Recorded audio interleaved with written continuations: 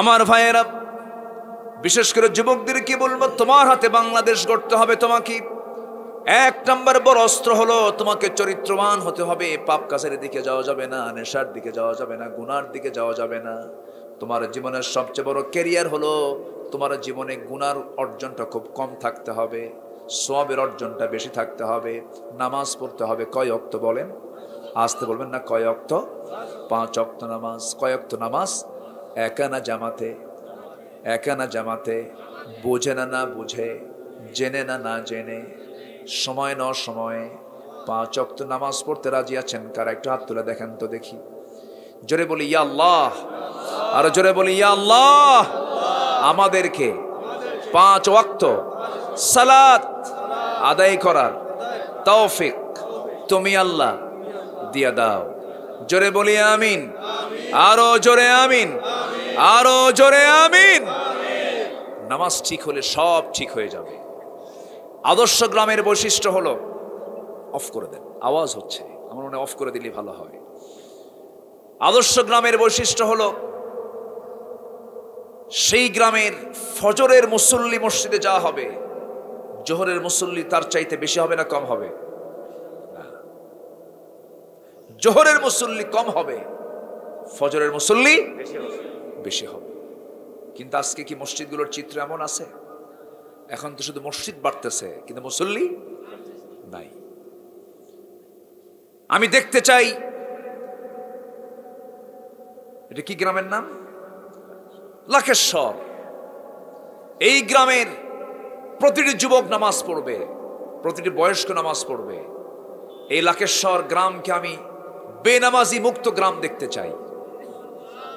কেউ তো আসতে বললেন, সবাই একটু জোরে বলেন, আরো জোরে বলেন। এই মাহফিলের বদৌলতে এমন একটা টিম এখানে গড়ে উঠুক, তারা যেন একটা লিস্টের মধ্য দিয়া লাকেশ্বর এই এলাকার যারা যারা বেনামাজি তাদের মাঝে সুন্দর দাওয়াতি কার্যক্রম চালিয়ে এই গ্রামটাকে ঘোষণা করা হোক বেনামাজি মুক্ত গ্রাম। ঠিক আছে না? ঠিক আছে না? আমরা এমন টার্গেট নেব। জোরে বলি ইনশাআল্লাহ। আপনি যদি না করেন কে করবে? আপনাকে এগিয়ে আসতে হবে, আমাকে এগিয়ে আসতে হবে। আপনার ওই ভাইটা একদিন মামলা দেবে আপনার বিরুদ্ধে, সে আমাকে বলে নাই। ইন্নাল হামদালিল্লাহিল আকরামিল্লাযী খালাকাল ইনসানা ওয়া কাররামা ওয়া 'আল্লামাহু মিনাল বায়ানি মা লাম ইয়া'লাম। فسبحان الذي لا يحصى امتنانه باللسان ولا بالقلم.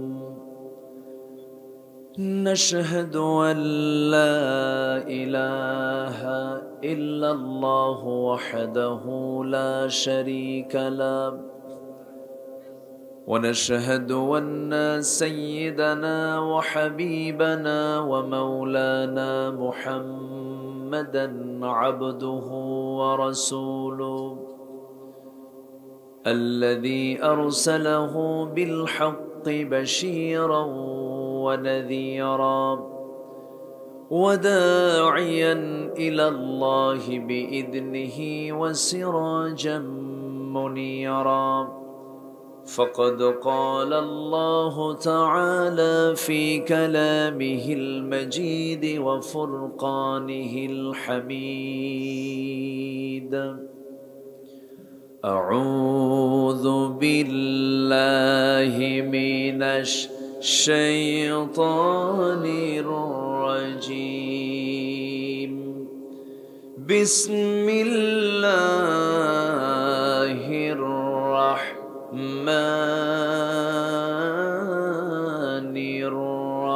الرحيم. بلى من كسب سيئة وأحاطت به خطيئته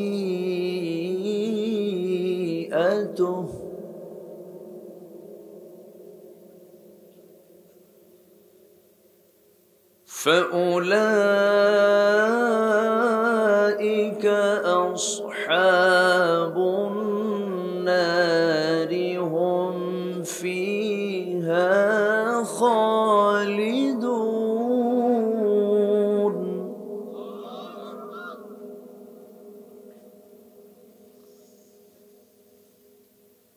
والذين آمنوا وعملوا الصالحات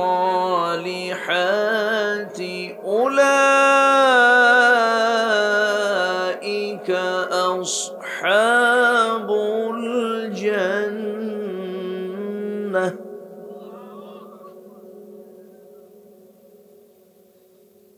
أصحاب الجنة هم الفائزون.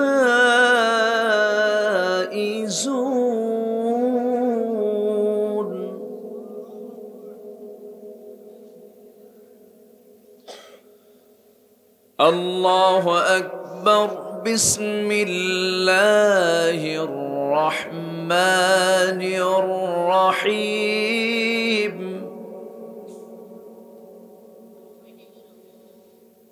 إن الله وملائكته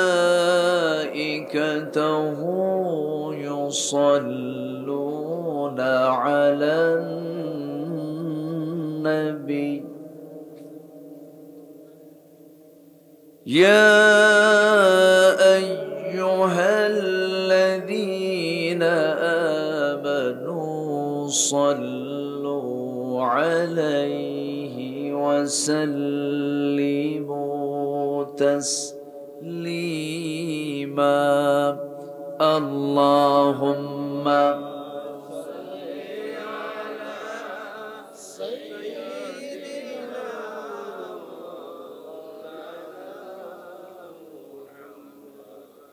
وعلى آل سيدنا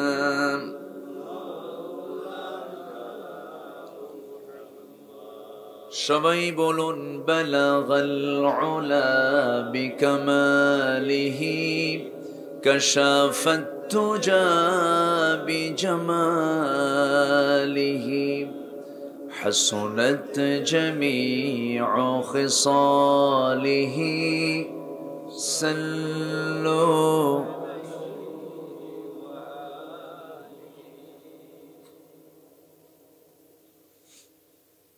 প্রাকৃতিক সৌন্দর্যের অপরূপ লীলাভূমি সিলেট অঞ্চলের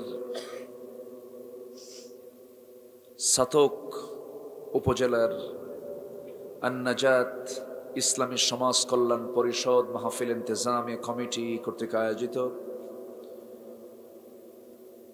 লাকেশ্বর বাজার সংলগ্ন দক্ষিণ মাঠের এই তাফসির ময়দানে অনুষ্ঠিত 6 ফেব্রুয়ারিতে আয়োজিত আজকের এই তাফসিরুল কোরআন মাহফিল 2024 মহৎ আয়োজনের সম্মানিত সুযোগ্য সভাপতি জনাব কাসির আলী সাহেব, ডক্টর মাওলানা মঈনুদ্দিন মুনির হাফিজাহুল্লাহ, আজকের মাহফিলের বরেণ্য অতিথি উস্তাজুল আসাতিজা, হাজারো আলেমের উস্তাজ, বয়োবৃদ্ধ জ্ঞানবৃদ্ধ, নন্দিত আলেমী দ্বীন, গবেষক, মুহতারামি মুকাররমি মাওলানা আব্দুস সালাম আল মাদানী হাফিজাহুল্লাহ, আজকের মাহফিলের বরেণ্য অতিথিবৃন্দ, হযরত উলামায়ে কেরাম, উপস্থিত আমার অত্যন্ত কাছের মজলুম জননেতা মাননীয় চেয়ারম্যান মহোদয় জনাব সফি আলম ভাই, ইসলামী আন্দোলনের অকুতোভয় সৈনিক আমার প্রিয় শাহিন ভাই, সামনে উপস্থিত দূরে ও কাছের বিভিন্ন স্থান থেকে ছুটে আসা কালেমার ঝান্ডাবাহী, তাওহীদের পতাকাবাহী, দ্বীন ইসলামের নরসারদুল বীর মুজাহিদ, প্রাণ প্রিয় সম্মানিত দ্বীনি ভাইরা, আড়ালে বসে আছেন শ্রদ্ধেয়া সম্মানিত মা বোনেরা, আলোচনার সূচনায় আনুষ্ঠানিকতার মধ্য দিয়ে আমার পক্ষ থেকে আবারও দিল খোলা সালাম, আসসালামু আলাইকুম ওয়া রাহমাতুল্লাহি ওয়া বারাকাতুহু। খিতা খবর বালানি, চেষ্টা করি কিন্তু ধরা খেয়ে যাই, পারি না। আল্লাহ তাআলা আমাকেও ভালো রেখেছেন, আলহামদুলিল্লাহ।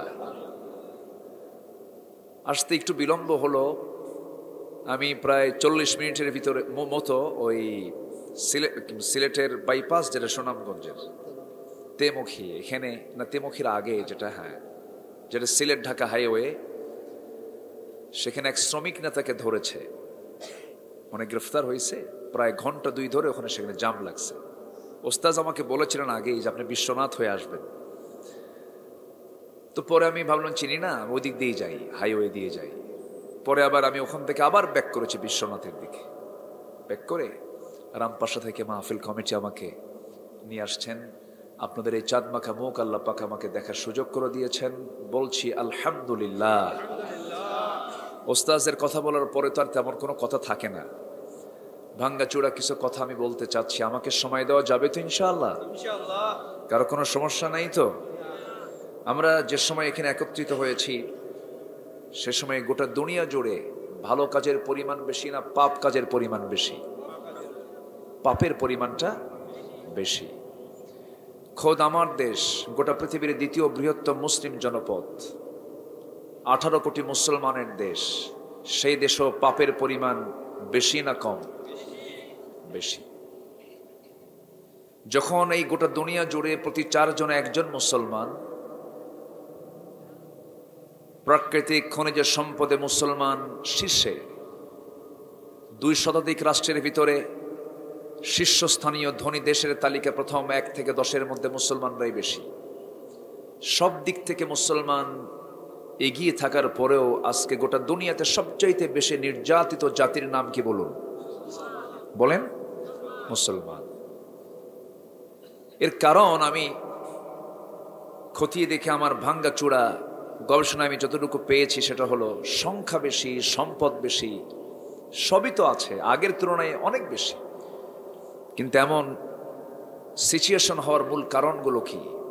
এর মধ্যে সবচেয়ে অন্যতম কারণ হলো, 1 হচ্ছে নেতৃত্বের সংকট, সৎ নেতৃত্বের সংকট। নাম্বার 2 হলো মুসলমানদের ভিতরে এখন নেকের আমলের চাইতে পাপের আমলের পরিমাণ বেশি। আসতে বলবেন না, জোরে বলুন ঠিক কি না? বেশি। পাপ করব, পাপ আমাকে ঘেরাও করে ফেলবে, এটা আমার কথা নয়। এটা কার কথা? আল্লাহর কথা। আমাদেরকে ঘেরাও করে ফেলেছে। আমি 2টা আয়াতে কারিমা তেলাওয়াত করেছি, আমার অভ্যাস অনুযায়ী আমি তেলাওয়াত দিয়ে শুরু করেছি। সূরাতুল বাকারা সর্ববৃহৎ সূরার নাম, 286টা আয়াত সম্বলিত এই বিশাল একটি সূরা। সেখান থেকে যৎকিঞ্চিত 2টা আয়াতকে সামনে রেখে কথা বলতে চাই। ওমা তাওফীকি ইল্লা বিল্লাহ। কোরআনে কারীমের সবচাইতে দীর্ঘতম সূরা এটা। কোরআন যে আল্লাহর কিতাব, এতে কোনো সন্দেহ আছে? আচ্ছা, সন্দেহ যে নাই, এটা সন্দেহ দূর হবে কখন? যখন কোরআন কম পড়া হবে না বেশি পড়া হবে? বেশি পড়া হবে।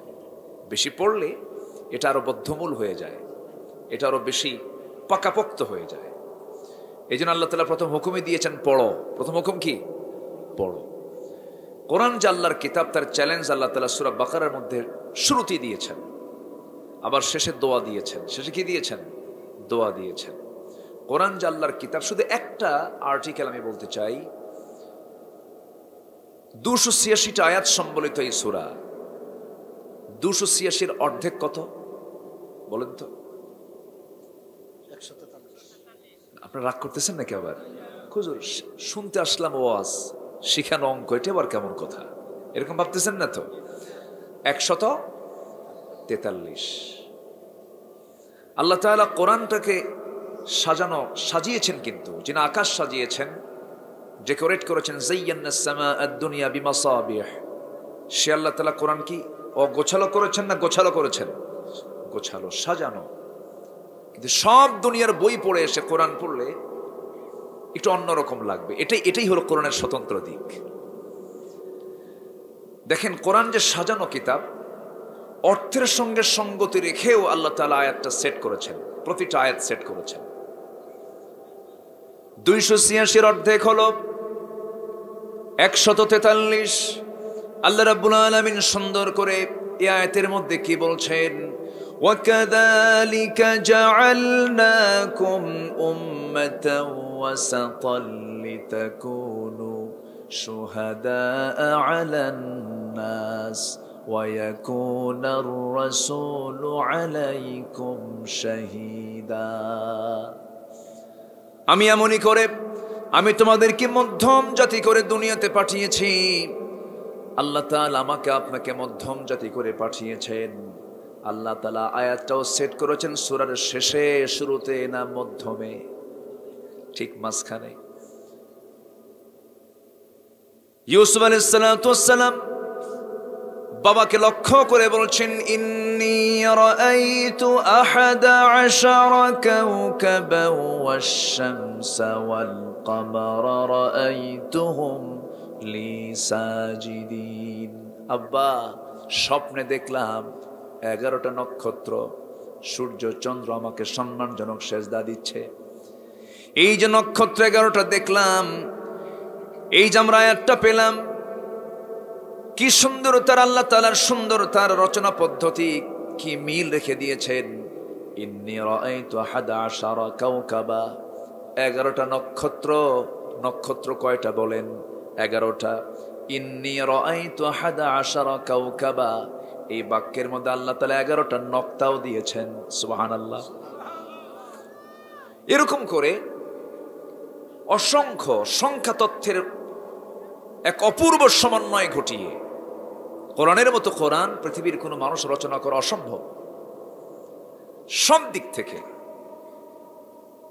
এত বড় কিতাব আমার আপনার সামনে থাকার পরেও আজকে মুসলমান নির্যাতিত, নিপীড়িত কেন জানেন? আরেকটা কারণ হলো পাপের পরিমাণ বেড়েছে, আর কোরআনটাকে যেভাবে ধরা দরকার সেইভাবে কোরআন মুসলমান জাতি আজকে ধরছে না, ধরে না। পাপ দেখলে মনেই করো না এটা পাপ। ওই যে এক বেচারির মতো তার মেয়েকে বিয়ে দিয়েছেন ঢাকার ট্যানারিতে, ট্যানারি এলাকায় যারা গেছেন, প্রচন্ড দুর্গন্ধ থাকা যায় না। তো দুর্গন্ধযুক্ত এলাকায় মেয়েকে বিয়ে দিছে, মেয়ে উঠায় নিয়ে চলে গেছে বরপক্ষ। ওখান থেকে ফোন শুরু হয়েছে, আব্বা এমন এলাকায় বিয়ে দিচ্ছেন, থাকাই তো কঠিন, আমারে তাড়াতাড়ি নিয়ে যান। মা একটু কষ্ট করে থাকো, নতুন বিয়ে হয়েছে, সপ্তাহ 2 পরে আমি তোমারে নিয়ে আসি। তো সপ্তাহ 2 পরে ফোন দিয়ে বলে, মা আমি তোমাকে আনতে যাচ্ছি। কাব্বা আর আসার দরকার নাই, এখন এই গন্ধই আমার কাছে এখন খুব ভালো লাগে। মানে কি, ওই পচা গন্ধটা নিতে নিতে ওটাই হয়ে গেছে সুগন্ধ। আজকে মদের বোতল, দ্যাটস নো ম্যাটার। জেনার লাইসেন্স কিচ্ছু না, বেপর্দা কিচ্ছু না। এত নোংরামি চলছে আজকে সমাজে, আমরা শুধু চুপ করে আছি। অথচ আল্লাহ তাআলা বলছেন, ওয়ালতাকুম মিনকুম উম্মাতুন ইয়াদউনা ইলাল খাইর তা'মুরুনা বিল মা'রুফ। এটা কার অর্ডার? আসতে বলবেন না, কার অর্ডার? আল্লাহর অর্ডার। আজকে মুসলমান দেখেও দেখে না, শোনেও শোনে না। চোখের সামনে কত পাপ চলছে। মদের বোতল সিলেট নাই তো? আসতে কয়, মদের বোতল আছে না নাই? আছে। মদের ব্যাপারে আমার রাসূল বলেছেন, আল খামরু উম্মুল খাবাইস। মদ হলো সকল পাপের মা। সকল পাপের কি মা? সেই মদের লাইসেন্স আমার দেশে আছে না নাই? সংসদে তেলাওয়াত অধিবেশন শুরু হয় আর মদের আইন পাশ হয়। কি সুন্দর পদ্ধতি না? কি সিস্টেম দেখে। মাঝখানে তো তেলাওয়াত একটু কম ছিল, একটু গান বাজনা বাড়ছিল। তেলাওয়াত কম ছিল, গান বাজনা একটু বাড়ছিল। গান বাজনা করার মতো, জি ওই গান বাজনা করার মতো ওস্তাজ। আচ্ছা আচ্ছা আচ্ছা, আমি দোয়া চাই, কিন্তু আমি দোয়া চাচ্ছি। জি আচ্ছা, গান বাজনা গাওয়ার মতো কিছু গায়িকাও ছিল। 15 বছর প্রচুর গান গাইছে, এবার গান গাওয়ার সুযোগ পায় নাই। বুঝতেছেন কি আমার কথাগুলো? বহু ফাটান ফাটাইছে, এবার ওরাই পছন্দ করেনি। সম্মানিত ভাইয়েরা, যে পাপ সমস্ত পাপের মা, সেই মদ আমার দেশে প্রোডাকশন হয়, আবার সেই মদের ফ্যাক্টরি উদ্বোধন করার জন্য কিছু পীর সাহেব যায় দোয়া করে, আল্লাহ এই মদের ফ্যাক্টরিতে বরকত দিয়ে দাও। যেরকম নাউজুবিল্লাহ আছে না? নাই আছে। সিনেমা হল উদ্বোধন হবে, সিনেমা হল হুজুরকে দাওয়াত দেয়, হুজুর বলে দোয়া করে, আল্লাহ এই সিনেমা হলে কাস্টমার বাড়ায় দাও, সিনেমার বরকত বাড়ায় দাও। এমন হুজুর আছে না? নাই আছে। একই হুজুর কোরআন তেলাওয়াত করে পুরস্কার নিয়ে আসে, আবার একই হুজুর কোরআন প্রতিষ্ঠার সংগ্রাম করতে গিয়ে ফাঁসির মঞ্চে ঝুলে মরে। আসতে বলবেন না, জোরে বলেন ঠিক কিনা? কোরআন তেলাওয়াতে রক্ত ঝরানো লাগে না, কিন্তু কোরআন প্রতিষ্ঠার আন্দোলন করতে গেলে রক্ত ঝরানোর প্রয়োজন আছে না? নাই আছে। সম্মানিত ভাইয়েরা, সম্মানিত বন্ধুগণ, আমাকে শুনতে পাচ্ছেন তো সবাই? কারো কোনো সমস্যা নাই তো?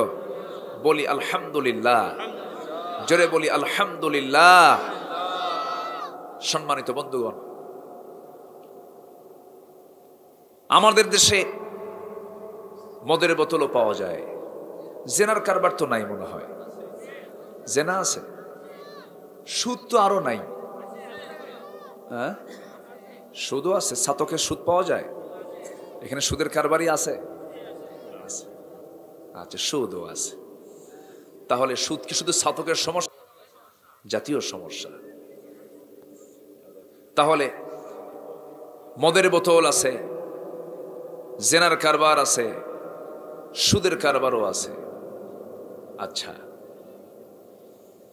তাহলে মদ আল্লাহ তাআলা হারাম করেছেন, সুদ আল্লাহ তাআলা হারাম করেছেন, জেনা আল্লাহ তাআলা হারাম করেছেন। এগুলো কি আল্লাহর দেওয়া হারাম না হুজুর হারাম করে দিয়েছেন? কার দেওয়া হারাম? আল্লাহ হারাম করে দিয়েছেন। কিন্তু আপনি মুসলমান হয়ে আপনি যে হালাল করছেন, আর আপনি তৃপ্তির ঢেকুর গুনছেন যে আমি তো হজ করিয়ে আসছি। আবার হুজুর কিছু ভাড়া করে নিয়ে যায়, হুজুর মক্কায় নিয়ে যান, একটু ওমরা টোমরা করায় নেন আমারে, আর আমার জন্য এমন দোয়া করবেন আল্লাহ যেন এই দোয়ার বদৌলতে জান্নাত পার করে জাহান্নাম দিয়ে দেয়। ওই তো, এত সস্তায় জান্নাত পাওয়া যাবে না। আগে হারামকে হারাম বলতে হবে, হালালকে হালাল বলতে হবে, হারামকে বর্জন করতে হবে, হালালকে ধরতে হবে। আল্লাহ কবুল করুন। জোরে বলি আমিন, আরো জোরে আমিন। আসুন আমরা মূল আলোচনার দিকে চলে যাচ্ছি। আল্লাহ রাব্বুল আলামিন বলেন, বালা মান কাসাবা সাইয়্যাতান ওয়া আহাতাত বিহি খাতিআতুহু ফাউলাইকা আসহাবুন নার হুম ফিহা খালিদুন। জোরে বলুন আল্লাহু আকবার। আল্লাহ রাব্বুল আলামিন বলেছেন, পাপ তুমি করবে, পাপ তোমাকে ঘেরাও করে ফেলবে। যে লোকটা বিড়ি খায়, বিড়ি খাওয়ার চিহ্ন তার কোথায় ফুটে ওঠে বলেন? কোথায়? ঠোঁটে। ঠোঁটটা তার কি হয়ে যায়? কালো হয়ে যায়। ঠোঁট দেখলেই মনে হয় এটা হলো বিড়িখোর। এটা কি খোর? বিড়িখোর। আবার মাহফিলে এসে প্রশ্ন করে, হুজুর বিড়ি খাওয়া কি জায়েজ আছে নাকি? মানে জায়েজের চেষ্টায় আছেন উনি। যে মদ খায়, মদের চিহ্ন তার চেহারায় ফুটে ওঠে, সে মদখোর। যে মদ্যপান করে তার চোখটা বলে দেয় সে মদ খায়। চোখটা লাল হয়ে যায়, চোখটা দেখেই বোঝা যায় সে মদের বোতল নিয়ে পড়ে থাকে। পাপ করবে, পাপ তাকে ঘেরাও করে ফেলবে। পাপ বান্দাকে কখনো শান্তির মধ্যে রাখে না, পাপ বান্দাকে ধ্বংসের দিকে নিয়ে যায়, পাপ বান্দাকে জাহান্নামের দিকে নিয়ে চলে যায়। আমার আপনার 2-1 রাকাত নফল নামাজ, কিছু জিকির আজকার যদি আমার বাদও পড়ে যায়, কিন্তু সবচাইতে বড় চ্যালেঞ্জ হলো আমার গোটা জীবনের ক্যারিয়ার হবে নিজের জীবনকে পাপ মুক্ত রাখা, গুনাহ মুক্ত রাখা, আল্লাহ এই দুটো আয়াতেই কথাই বলো বোঝানোর চেষ্টা করছেন। বান্দা তুমি পাপ করবি, পাপ তোমাকে ঘেরাও করে ফেলবে। যখন কোনো বান্দা পাপ করে তার মধ্যে 7টা নিন্দনীয় জিনিস চলে আসে। পয়েন্টগুলো মনে রাখবেন, একটা একটা করে যদি ভুলে যায় আমাকে মনে করে দিবেন, আবার বলে ফেলবো।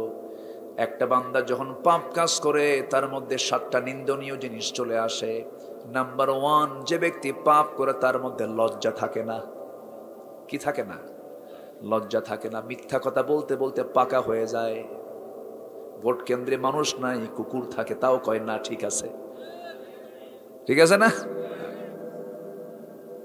পাপ কাজ করতে করতে নির্লজ্জ হয়ে যায়, লজ্জা শরম থাকে না। ঘন ঘন মিশা কথা বলে, ঘন ঘন মিশা কথা বলে। আমার বন্ধুগণ, রাজনীতি করেছেন আমার নবীজি, কিন্তু আপনারা সবাই বলুন তো আমার নবীজি রাজনীতির জীবনে, তার গোটা জীবনে একটা মিথ্যা কথা কি তার কি কখনো বলতে হয়েছে নাকি রাজনীতি করতে? বলা লাগে নাই। কিন্তু আজকে রাজনীতির প্রথম পুঁজি কি বলেন? কি পুঁজি কন? উকিলগিরি করার প্রথম পুঁজি কি বলেন? আমার বন্ধুগণ, মিথ্যার উপরে পুঁজি করি কোনো কিছুই টিকসই হবে না। আল কিযিবু ইউহলিক, মিথ্যা মানুষকে ধ্বংসের দিকে ঠেলে নেয়। যখন কোনো মানুষ পাপ কাজ করে তখন সে নির্লজ্জ হয়ে যায়, লজ্জা জ্ঞান তার মধ্যে কিছু থাকে না, বেশরম হয়ে যায়। রাসূল বলেছেন, ইদা লাম তাস্তাহি ফাসনা মা শি'তা। বান্দা তুমি যখন লজ্জা হারিয়ে ফেলবে, যা ইচ্ছা তাই তুমি করতে পারবে। এক বেচারি এক বাড়িতে চুরি করতে গিয়ে ধরা পড়ছে। ধরা পড়ার পরে যখন তাকে ধরে ফেলে বলতেছে, তোর কি লজ্জা শরম নাই? আমাদের গ্রামের মান সম্মান শেষ করে দিলি, তুই কেমন করে চুরি করিস? সঙ্গে সঙ্গে চোর বলতেছে, তোমরা আমাকে মান সম্মানের কথা বলো, আমি হাটের মধ্যে চুরি করে ধরা পড়ি, তাই আমার কিছু হয় না, বাড়িতে চুরি করে ধরা পড়ছি। কথা বোঝেন নাই? যে ব্যক্তি পাপ করবে তার মধ্যে লজ্জা জ্ঞান থাকবে না, বেশরম হয়ে যাবে। নাম্বার 2, তার সৌন্দর্য নষ্ট হয়ে যাবে। কোনো সৌন্দর্য তার মধ্যে থাকবে না, শৃঙ্খলা তার মধ্যে থাকবে না, তার মধ্যে কোনো নিয়মতান্ত্রিক জীবন থাকবে না, সব এলোমেলো হয়ে যাবে। নাম্বার 3, রোগাক্রান্ত হয়ে পড়বে। আজকের এই প্রযুক্তির দুনিয়া, চিকিৎসা সেবা উন্নত প্রযুক্তির দুনিয়ায় আগের চাইতে রোগীর পরিমাণ কম না বেশি? আজকে রোগীর পরিমাণ কম না বেশি? রোগীর পরিমাণ বেশি মানে রোগ সমাজে সেই সমাজে বেশি হয় যে সমাজে পাপ বেশি হয়। যে সমাজে পাপ বেশি হয়। বালা মান কাসাবা সাইয়্যাতাও ওয়া আহাতাত বিহি খাতিআতুহু, আমি তাকে ওই পাপ দিয়ে আক্রান্ত করে ফেলব। কিছু কিছু রোগের নাম কোনোদিন কেউ জানতো না। সিতে ক্যান্সার, বিতে বি ভাইরাস, এতে এইডস, ABCD, এই যে বড় বড় রোগগুলো পৃথিবীতে এসেছে যার কোনো অ্যান্সার নাই। এই সমস্ত পাপ কাজের জন্য মূল কারণ হলো সমাজের মধ্যে পাপের পরিমাণ কমে যাওয়া না বেড়ে যাওয়া? বেড়ে যাওয়া। কিন্তু হয়তো বলবেন, হুজুর ভালো মানুষেরও তো ক্যান্সার হয়। আশাদ্দুল আযাবা মান কানা ফীহিম, যখন গজব আসে, যখন বিপদ আসে, সব একসঙ্গে সব শেষ করে দেন তিনি কে? আল্লাহ তাআলা। আমার ভাইয়েরা, পাপ কি পরিমাণ বেড়েছে দেখেন। শিক্ষা অর্জন করতে গেলেও সমস্যা। শিক্ষার মধ্যে কিছু ভূত ঢুকাচ্ছে। কি ঢুকাচ্ছে? ভূত ঢুকাচ্ছে। ক্লাস 7-এর সিলেবাসে আমরা জানি আমাদের জন্ম হয়েছে নারী পুরুষ থেকে, ট্রান্সজেন্ডার থেকে কোনো জন্ম হবে? আসতে কয়, ট্রান্সজেন্ডার থেকে কোনো জন্ম হবে? তাহলে মানব মানবী, নর নারী, এছাড়া বিকল্প কোনো অপশন আছে ইসলামে? ইসলাম তো আছে। এরপরেও আপনি আপনার কমন সেন্স থেকে দেখেন তো, ট্রান্সজেন্ডার থেকে কোনো প্রজন্ম আসবে? তো ওটা কি? কি ওটা? বদমাইশ। এগুলো ষড়যন্ত্র, সমকামিতা। 5000 বছরের ঘৃণ্য ইতিহাস। ডেড সি এলাকা জর্দানের আল্লাহ তাআলা মৃত সাগর বানিয়ে দিয়েছেন। ফি আদনাল আরদ, গোটা পৃথিবীর সবচেয়ে নিম্নাঞ্চল করে দিয়েছেন ওটাকে। এখনো পৃথিবীর নিম্নাঞ্চল। কেন? নিম্নাঞ্চল ছিল না তো। ওরা সমকামী ছিল, হোমোসেক্স করত, পুরুষ পুরুষে বিয়ে করত, নারী নারীতে আকৃষ্ট হতো। আল্লাহ তাআলা ওই জাতিকে, কওমে লূতকে আল্লাহ তাআলা সবগুলোকে একসঙ্গে আকাশে তুলে এমন ঠেকনা মারছে, ঠেকনার ঠেলায় জমিনটা গেড়ে দিয়ে শেষ করে দিয়েছেন। সেই সমকামিতা নিয়ে গোটা দুনিয়ার পাশাপাশি আমার দেশেও এটাকে প্রমোট করার জন্য কিছু ধ্বজভঙ্গুরগি মাঠে নামছে, আছে না নাই? এই সমস্ত বদমাইশ এগুলো। তবে এর ব্যাপারে ব্রিটেনের একজন প্রধানমন্ত্রী, যিনি ভারতীয় বংশোদ্ভূত, ঋষি সোনাক, তিনি বলেছেন, a man is a man, a woman is a woman, that's just a common sense. উনি বলেছেন একটা পুরুষ একটা পুরুষ, একটা নারী একটা নারী, এটা বোঝার জন্য বুদ্ধিজীবী হওয়া লাগে না, সামান্য কমন সেন্সে যথেষ্ট। আজকে চিন্তা করুন, ইউরোপ আমেরিকার মতো দেশগুলোতেও সংসদ আইন আকারে সমকামিতার বিলটি আইন আকারে পাশ করছে ওরা। ভারত প্রস্তুত নিয়েছে এমন করতে। সম্মানিত ভাইয়েরা, সেই সময় আমার দেশের শিক্ষা ব্যবস্থার মধ্যে কিছু ভূত ঢুকছে। ক্লাস 10 সিলেবাসে সামাজিক বিজ্ঞান বইয়ের ভিতরে ইসরায়েলের মানচিত্র ঢুকানো হয়েছে, ফিলিস্তিন দেখানো হয়নি। ইসরায়েল বন্ধু না ফিলিস্তিন বন্ধু? বলেন, কারা আমাদের বন্ধু, কারা আমাদের ভাই? ইসরায়েল কি বৈধ না অবৈধ? অবৈধ মানচিত্র আমার দেশের সিলেবাসে কেন? সম্মানিত ভাইয়েরা, বুঝতে হবে আমাদের এই সমস্ত বিষয়ে আমাদের ইমানি দায়িত্ব আছে না নাই? আসতে বলবেন না, আছে না নাই? আপনি চুপ থাকবেন, আপনি হেরে যাবেন। কথা বলবেন, আপনি জিতে যাবেন। কথা বলার দরকার আছে না নাই? অকুলু কওলান সাদীদা, সোজা কথা বলো, সোজা সাপটা কথা বলো, হক কথা বলো। কার কথা? আল্লাহ তাআলার কথা। আজকে আমরা সেই দুনিয়াতে বসবাস করছি যে দুনিয়াতে বিশ্ববাজারে মদের বাজার আছে না নাই? আসতে বলবেন না, মদের বাজার আছে না নাই? আছে। মাদক, পতিতা, জুয়া, তারপরে কম্পিউটার গেমস, গোটা পৃথিবীতে বৈশ্বিক বাৎসরিক বাণিজ্য, বিশ্ব বাণিজ্য হয় মদের উপরে $400 বিলিয়ন। পতিতাবৃত্তির উপরে বিজনেস করে তারা প্রায় $700 বিলিয়ন। এরপর কম্পিউটার গেম সহ আরো আকাম কুকাম যেগুলো আছে, অবৈধ অস্ত্র আছে, ইটা আছে, এগুলো সব মিলে $2685 বিলিয়ন। গোটা বিশ্বব্যাপী এই সমস্ত অবৈধ বাণিজ্য। যারা এই অবৈধ বাণিজ্যগুলো করছে তারা কি কখনো কল্পনা করতে পারেন ওরা কি ইসলাম চায়? আসতে, ওরা কি ইসলাম চায়? ওদেরও কিছু এজেন্ট আমার দেশে আছে না নাই? ওরা কি কখনো চাবে ইসলামী দেশে? চাবে না। আমি আপনি কি চাই? আসতে কয়, সবাই কি চান? সবাই কি চান? একটু বলেন না, সবাই কি চান? যদি চান, চুপ থাকা যাবে না, কাজ করতে হবে। কাজ না করলে জবাব দিতে হবে কার কাছে? আল্লাহর কাছে। ধান আমি লাগাবো, ধান আমি ঘরে তুলতে পারবো কি পারবো না, বন্যার চিন্তা করলে আপনি ধান লাগাতে পারবেন না। আপনাকে কাজ করে যেতে হবে। পুরস্কার দিবেন কে? ইউকতাল আও ইয়াগলিব, মরে যাই অথবা বিজয়ী হই, পুরস্কার আছে না নাই? হেরে যাই অথবা জিতে যাই, পুরস্কার দিবেন কে? আল্লাহ তাআলা। আমার বন্ধুগণ, মদ কেন সমস্ত পাপের মা বলা হলো?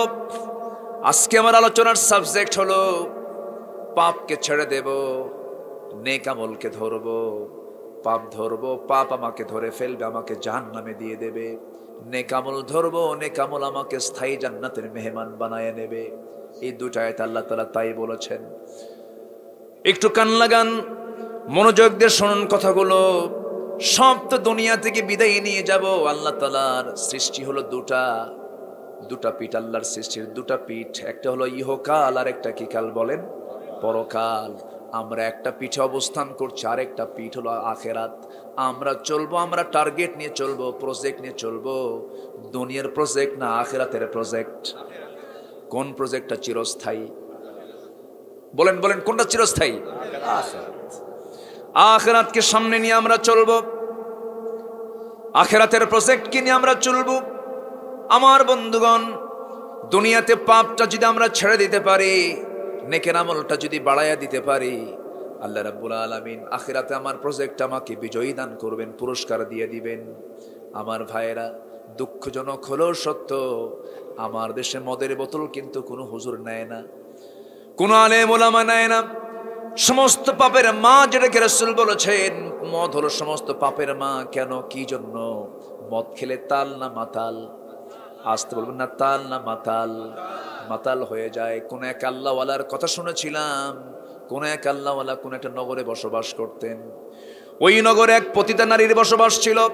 পতিতা নারী মনে মনে চিন্তা করলো, হাজারো পুরুষের জীবন নষ্ট করে দিয়েছি, এই আল্লাহওয়ালাকে ধরবো। আমি ধরে ফেলছে, ফুসলায় ফুসলায় ঘরের মধ্যে তুলে ফেলে বলছে, ও আল্লাহওয়ালা আলেম, আমি হলাম পতিতা এই নগরের, আমি তোমার জন্য 3টা পথ খুলে রাখলাম, এই 3টার যে কোনো একটা করবা, আমি তোমাকে এখান থেকে মুক্ত করে দেব, নচেত আমি এমন চিল্লান মারবো, সব শহরবাসীকে জানাই দেব, তোমার ইজ্জত সব শেষ হয়ে যাবে। কি কি 3টা বলো?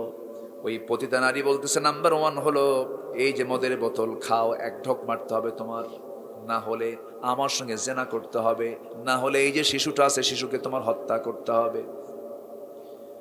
এই 3টা অপশন যখন দিয়েছে, সঙ্গে সঙ্গে আল্লাহওয়ালা মনে মনে চিন্তা করে, কোনো ক্রমেই তো খুন করা যাবে না, খুন তো বড় অপরাধ, জেনা করলে তো ঈমান থাকে না, মদের বোতল খাওয়া তো, এর মদও তো হারাম, কিন্তু এই 3টার মধ্যে একটা বেছে নিতে হবে। বেচারি ভাবলো, মদের বোতল একটু 1 ঢোক মেরে দেই, অন্তত বাঁচা তো দরকার, কিন্তু বাঁচতে গিয়ে মদ খেলে পরে বাঁচে না মরে? আস্তে বাঁচে না মরে? মরে। মদের বোতল যখন হাতে নিয়েছেন, 1 ঢোক মেরে দিয়েছে আল্লাহওয়ালা,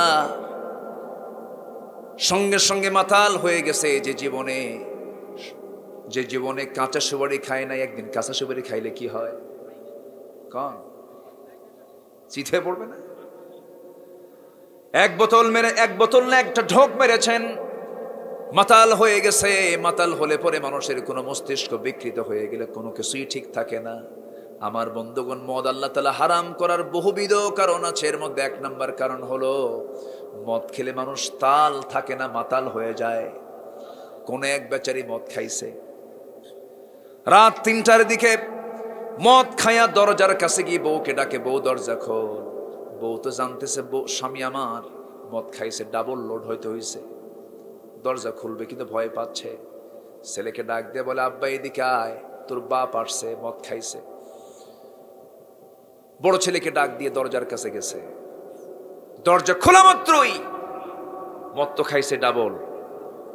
দরজা খোলা মাত্রই লাল চোখ নিয়ে বউয়ের দিকে তাকায় বলে, আম্মা আসসালামু আলাইকুম। কথা বোঝেন নাই? বউ এখন কয়, হাইরে আমার পোড়া কপাল, তোমার কি একটু হুঁশ হলো না? একটু কি তোমার সেন্স নাই? পাশে একটা যুবক ছেলে দাঁড়ানো, সেই যুবক ছেলের সামনে আমার তুমি মা বলে ডাকো। ছেলের দিকে তাকায় বলে, দুলাভাই আসসালামু আলাইকুম। এ তো তার সমস্যা না, খেয়েছে কি? মদ।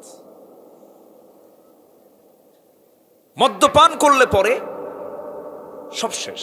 মদ আছে যেখানে, জেনা আছে সেখানে, জেনা আছে যেখানে, খুন আছে সেখানে। সম্মানিত ভাইয়েরা, এই সমস্ত ওয়াজ শুনলে যারা মদের বোতল নিয়ে বসে থাকে, তারা কি খুশি হবে? তারা কি খুশি হবে? খুশি হবে না। আমার বন্ধুগণ, মদের ব্যাপারে আল্লাহ তাআলা ক্লিয়ার কনসেপ্ট দিয়েছেন। কোরআন যারা পড়েন, হাদিস যারা পড়েন, মদ কিয়ামত পর্যন্ত হারাম। মদকে কেউ হালাল করতে পারবে না। জেনাকে আল্লাহ তাআলা হারাম করে দিয়েছেন, কিন্তু আজকে 52 বছর 53 বছর দেশ স্বাধীন হলো, আজ পর্যন্ত মদ জেনার লাইসেন্সকে আজকে কেউ বন্ধ করতে পেরেছে নাকি? আসতে বলবেন না, পেরেছে নাকি? লাইসেন্স দিল কারা? অমুসলিম না মুসলিম? মুসলিমরাই তো দিয়েছে। বুকটা ফেটে যায় আমরা যখন কথা বলতে যাই, আমরা দোষী হয়ে যাই। কত জেল জুলুম, নির্যাতন, নিপীড়ন। ইমাম ইবনু তাইমিয়া রাহমাতুল্লাহ আলাইহি সিরিয়ার দামেস্কের জেলখানার মধ্যে তিনি কুড়ে কুড়ে জেলখানার মধ্যে জুলুমের শিকার হয়ে সময়গুলো পাড়ি দিচ্ছেন। জেল সুপার মুসলমান, জেল সুপার এসে বলতেছে, ইমাম ইবনে তাইমিয়া হুজুর, আমরা বড় জুলুম করছি আপনার উপরে, কিন্তু কিছু তো করার নাই, আমরা তো হুকুমের গোলাম। হুজুর, এই জন্য কি কিয়ামতের দিনকে জবাব দিতে হবে নাকি? জেল সুপার মাফ চায়। ইমাম ইবনে তাইমিয়া বলতেছে, ও জেল সুপার, তুমি আল্লাহর কাছে নাজাত পেতে চাও, তোমাদের মতো ব্যক্তি থাকার কারণে জালিমরা জুলুম করার সুযোগ পায়, ঠিক কিনা? যদি দেশের নাগরিক যদি বলতো আমি একাই এক বাংলাদেশ, সমাজ পাল্টে যেত। আসতে কোন কেন? সমাজ পাল্টে যেত। সম্মানিত ভাইয়েরা, সম্মানিত বন্ধুগণ, আমাদের সবচেয়ে বড় টার্গেট হলো আমি নিজে পাপ মুক্ত থাকব, সমাজকে কেমনে পাপ মুক্ত রাখা যায়, এর জন্য আমাকে আপনাকে কাজ করার দরকার আছে না নাই? আসতে বলবেন না, আছে না নাই? কাজ করতে হবে। সেই কাজের একটা প্ল্যাটফর্ম দরকার। সেই প্ল্যাটফর্ম আল্লাহ তাআলা বলে দিচ্ছেন, সেই প্ল্যাটফর্ম হলো ইসলাম। সেই প্ল্যাটফর্ম কি? ইসলাম। আমার রবকে চিৎকার মেরে বলতে হবে। আমাদের রবের নাম আসতে বললে হবে না, আমাদের রবকে। আচ্ছা, আমাদের নেতা হচ্ছেন মুহাম্মদ সাল্লাল্লাহু আলাইহি ওয়াসাল্লাম। আমাদের দলের নাম হলো ইসলাম। আমাদের দলের নাম কি বলেন? ইসলাম। আচ্ছা, আমাদের সংবিধান নাম কি বলেন? কোরআন। তাহলে ক্লিয়ার হলো আমাদের রবকে, আমার নেতাকে। আচ্ছা, আমাদের দল কি? আমাদের সংবিধান কি? কোরআন। এই চার কথার ভিতরে কথা ঢুকানোর সুযোগ আমার দেশে কিছু কিছু নেতৃস্থানীয় ব্যক্তির আছে না নাই? আছে। একটা কথা জেনে রাখবেন, এই চার কথার ভিতরে যেই আঙ্গুল ঢুকাতে আসবে ওটাই হলো মুনাফিক। আসতে বলবেন না, জোরে বলুন ঠিক কিনা? ওদের ধারণা কি জানেন? ওদের ধারণা হলো মসজিদে নামাজ পড়বো, হোটেলে গিয়ে মদও খাবো, আল্লাহ খুশি থাক, শয়তান বেজার করার কি দরকার? আছে কিনা বলেন? আসতে বলবেন না, আছে কিনা? ওরা হিসাব করে যে গুনাহ কিছু করব, সওয়াব কিছু করব। এই গুনাহ আর সওয়াব এগুলো হিসাব কইরা আল্লাহর বান্দা তো জান্নাত তো পাবোই একদিন। কি হিসাবগুলো করতেছে দেখেন। এরকম হিসাব কষানো ব্যক্তি আছে না নাই বলেন? আছে না? আছে। ওই যে ওই চোরের মতো এক চোর ঈদুল আজহার আগের জুমায় নামাজ পড়েছে। খতিব সাহেব খুতবা দিতে বলেছেন কুরবানির বহু সোয়াব, এই সোয়াবের বরকত শুই না সে করছে কি? চুরি করে গরু কিনে, চুরি করে গরু নিয়ে আনছে বাড়িতে। চুরি করে গরু আনার সময় শেষ রাত্রে হুজুর মসজিদে নামাজ পড়াবেন, হুজুরের জন্য বাইরে বের হয়েছেন, সামনে গরু নিয়ে যায়। শেষ রাত্রে গরু, এই এত রাতে গরু তুমি কোন? হুজুর কুরবানি দেব। তো এই গরু কোন জায়গা থেকে? হুজুর চুরি করে আনতেছে। তো চুরি করে কুরবানি দিবা, এটা তুমি এটা কেমন করে? হুজুর আপনার বক্তব্য শুনে কি আমরা থাকতে পারলাম? আপনি বলছেন প্রত্যেকটা পশমে পশমে একটা করে সওয়াব হবে, কোরবানির এত সওয়াব। তো ভাবলাম যে চুরি করে আনি গরু, জবদেই কোরবানি দিই, যদি সওয়াব নাও হয়, কোরবানি দেওয়ার সওয়াব আর চুরি করার গুনাহ প্লাস মাইনাসে মাইনাস, মাঝখান দিয়ে আমার গোশত খাওয়া বোনাস। আছে কিনা বলেন? এরকম টাইপের কিছু লোক আছে না নাই? আচ্ছা, এগুলো করা যাবে না। হঠাৎ করে পাপ হয়ে গেছে এটা ভিন্ন বিষয়, কিন্তু পরিকল্পিত কোনো গুনাহ করা যাবে না, প্ল্যান মাফিক কোনো গুনাহ করা যাবে না। পাপ করলে পরে আমাকে ঘেরাও করে ফেলবে সেই পাপটা। আমার বন্ধুগণ, রিজিকের বরকত কমে যাবে পাপ করলে পরে। এক নাম্বার, 7টা নিন্দনীয় দিক বলেছেন মুফাসসিররা। নাম্বার 1 হলো নির্লজ্জ হয়ে যাবে, সৌন্দর্য হারিয়ে ফেলবে। নাম্বার 3 রোগাক্রান্ত হয়ে পড়বে। নাম্বার 4 রিজিক বরকত শূন্য হয়ে যাবে, রিজিকের মধ্যে কোনো বরকত থাকবে না। বউ কথা শুনবে না, ছেলে কথা শুনবে না, মেয়ে কথা শুনবে না। মেয়ের ঘরে গিয়ে দেখবে বালিশের নিচে ইয়াবার ট্যাবলেট, ইয়াবা খায়। ছেলের ঘরের বালিশ টেনে দেখবে বাপ পিস্তল নিয়ে শুয়ে থাকে। বাপ গিয়ে বলবে, সন্তান তোর বালিশের নিচে পিস্তল কেন? পিস্তল ছেলেটা টান দিয়ে বাবার মাথায় ধরে বলবে, বেশি কথা কবি না, খায়া ফালাম। কথা বোঝেন নাই? রিজিক থাকবে না, বরকত শূন্য হয়ে যাবে, কেউ তার কথা শুনবে না। আমার ভাইয়েরা, হাজার হাজার কোটি টাকার মালিক যদি প্রকৃত রিজিক পেয়ে যেত আমার বন্ধুগণ, আর ফকির যদি রিজিক শূন্য হয়ে যেত তাহলে কেমন কথা দেখেন। আমি একটা উদাহরণ দিতে চাই। 1000 কোটি টাকার মালিক হলে বরকতময় রিজিক পায় না। বলেন তো সবাই, গ্রামের লোক বেশি খায় না শহরের লোক বেশি খায়? বলেন।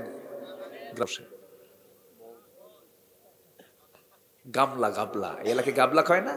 হ্যাঁ, আমি ভাষা বুঝি তো আপনাদের।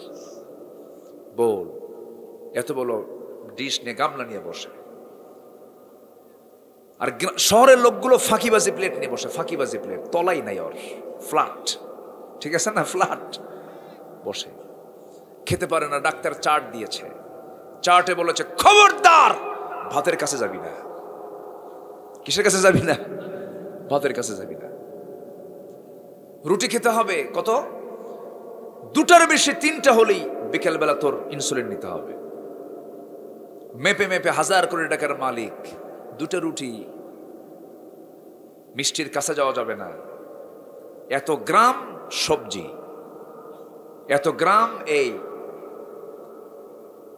এই লিমিটেশন খাবার খায়া সুপ করে বসে থাকে। আর গ্রামের লোকরা এগুলো খাবার পোষাবে? ওরা বসে একদম বোল নিয়া 1 কেজি চাউল খাওয়ার পর, ভাত খাওয়ার পর যখন বলা হয় খাইছো কেমন, হয়নি তো, আরেকটা গাবলা হলে ভালো হয়। তাহলে বলেন কে দেন? আসতে বলবেন না, কে দেন? রিজিক চাইতে হবে কার কাছে? পাপের কাছে আমরা যাব না। জোরে বলি ইনশাআল্লাহ। যে পাপ কাজ করবে সেই পাপী কি কেউ তাকে দেখতে পারে না, ফেরেশতাও দেখতে পারে না, সাধারণ যারা ভালো মানুষ তারাও তাকে দেখতে পারে না, এমনকি খারাপ মানুষকে দেখতে পারে না। মুনাফিককে দেখতে পারে নাকি? এক মুনাফিক আরেক মুনাফিককে বলে তুই তো একটা মুনাফিক।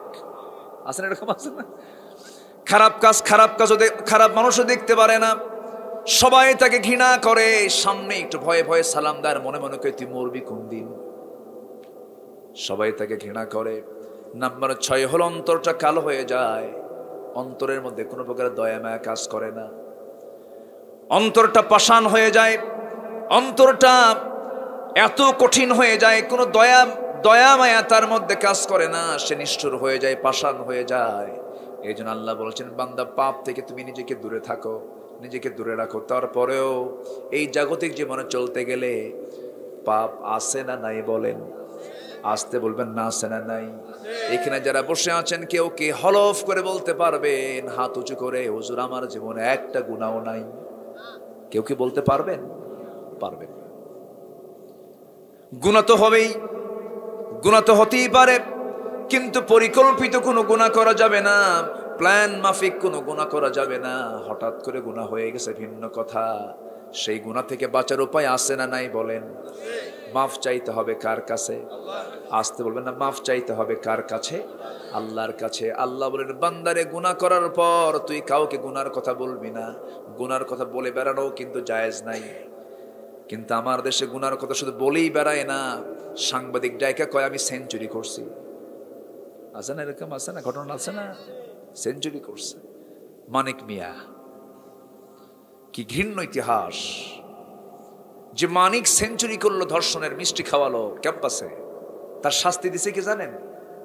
এই দুষ্ট ছেলে এগুলো করতে নেই, এটা হলো তার পানিশমেন্ট।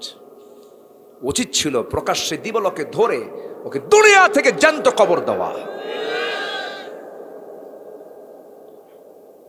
সম্মানিত ভাইয়েরা, ও যে বললাম না শুরুতে, পাপকে আমরা আজকে পাপই মনে করছি না।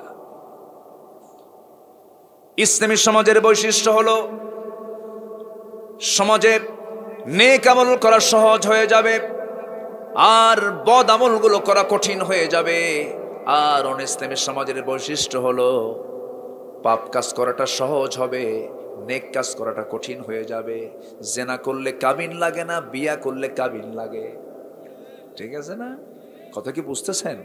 আকলমন্দ ইশারা বাসাত। আমার বন্ধুগণ, বিশেষ করে যুবক যারা আসছো, আমি তোমাদের কি করজোরে মিনতি জানাই, তোমার যৌবনকে নষ্ট করবা না। তোমার যৌবনকে আল্লাহ খুব দাম দিয়ে দিয়েছেন। আল্লাহ বলছেন, ও যুবকরা শোনো, তোমার রক্ত আমার কাছে প্রিয়, তোমার ইবাদত আমার কাছে প্রিয়, তোমার সেজদা আমার কাছে সবার চাইতে প্রিয়। ও যুবক, নাশায়া ফি ইবাদাতিল্লাহ, আমার জন্য যদি তুমি ইবাদতে যৌবনটা কাটায় দিতে পারো, আমি আল্লাহ তোমাকে অফার দিলাম, আমার আর শাজিমের ছায়ায় আমি তোমাকে স্পেশাল মেহমান বানায় নেব। আজকে টার্গেট করা হচ্ছে যুবকদেরকে। প্রতিবেশী দেশ থেকে ইয়াবা পার করা হচ্ছে, ফেন্সিডিল ঢুকায় দিচ্ছে, মাদক ঢুকায় দিচ্ছে যুবকদেরকে ধ্বংস করার জন্য। যে নেতৃত্ব তৈরি করতে গেলে চরিত্রহীন হতে হয়, সেই নেতৃত্বের মুখে আমরা জুতা মারি, থুতু মারি।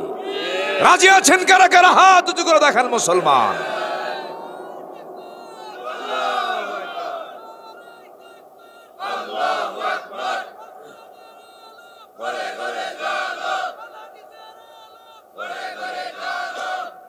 আল্লাহ কবুল করুন, আল্লাহ কবুল করুন, আল্লাহ কবুল করুন। সম্মানিত ভাইয়েরা, সম্মানিত বন্ধুগণ, আল্লাহ তাআলা আমাকে আপনাকে পাঠিয়েছেন। যখন জান কবসর সময় হবে, কেউ কি আমাকে রক্ষা করতে পারবে?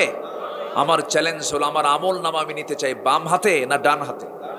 বাম হাতে কিসের আমল? পাপের আমল, পাপ। আর ডান হাতে কিসের?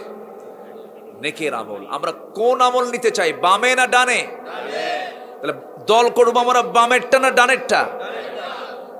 বাম দল করে কি ডানপন্থী হয়ে যাবে?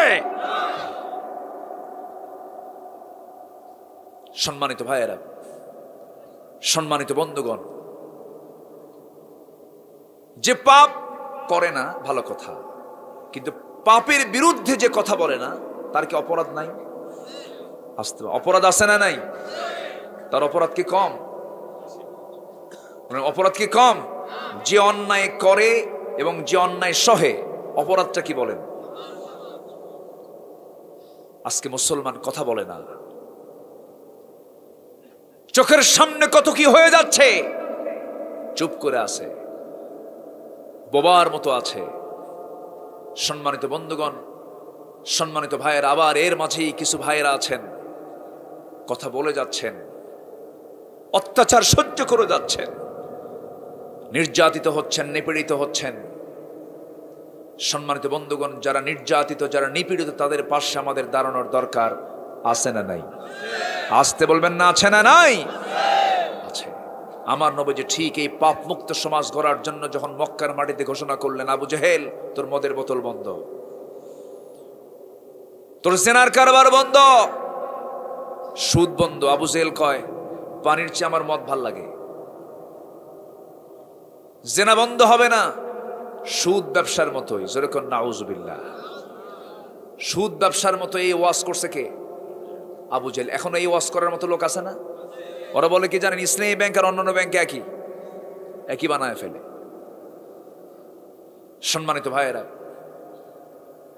জেনা আর বিয়ের মধ্যে তফাৎ আছে না নাই? কিন্তু নারী পুরুষ যখন এক হয়, তাদের যে সম্পর্কটা, বিয়ে করলেও যা হয়, জেনা করলেও তাই হয়। কিন্তু একটা সওয়াব আর একটা কি গুনাহ, শরীয়ত বহির্ভূত আর একটা শরীয়তের অন্তর্গত। সুদ হলো শরীয়ত পরিপন্থী অপকর্ম। সুদের সর্বনিম্ন গুনাহ হলো নিজের মার সঙ্গে জেনা করা, নিজের মার সঙ্গে জেনা করা। রাগ করতেছেন নাকি আপনারা? ভাবতেছেন হয়তো বা, হুজুর আপনি কি ওয়াজ শুরু করলেন, আমার থেকে সব বন্ধ হয়ে যাবে, এরকম ভাবতেছেন নাকি? না থেমে অন্য লাইনে যাব? অন্য লাইনে যাব নাকি? আপনি বললেও তো আমি শুনবো না, আমাকে বলতে হবে। সুদের ধারে পাশে আমরা যাব না। জোরে বলি ইনশাআল্লাহ, আর জোরে বলি ইনশাআল্লাহ। যুবকরা, বিবাহ পূর্ব কোনো রিলেশনে যাবে না, অবৈধ কোনো নোংরামিতে যাবে না, কোনো লাভ নাই, লস। জীবন যৌবন সব ধ্বংস। আমি দেখি না এরকম বিবাহ পূর্ব কোন অবৈধ রিলেশন করে তাদের প্রজন্ম যারা আসছে তারা ভালো হয়েছে, আমার চোখে পড়ে নাই। এগুলো করা যাবে না, এগুলো বাদ দিতে হবে। লাভটা কি? এখন আবার কিছু কিছু হোটেল বের হয়েছে, বিভিন্ন রিসোর্ট টাইপের, কুড়ে ঘরের মতো, দেখছেন কিনা? এই মাঝে মাঝে এরকম মানে একটা নিবৃত জায়গায় এগুলো করে রাখছে, মানে সব জোড়ায় জোড়ায় বসায় ওখানে। ওটা কি বৈধ জোড়া না অবৈধ জোড়া? অবৈধ জোড়া। এই সমস্ত কাজে তোমার লস। এগুলো শুধু তোমার লস। কেমন লস জানো? তুমি এগুলো করতে যাবা, শুধু তোমার ওই সুরিয়ার ফিতাওয়ালার লাভ, তোমার লস। বাদ দাও। সম্পর্ক করতে হবে কার সাথে?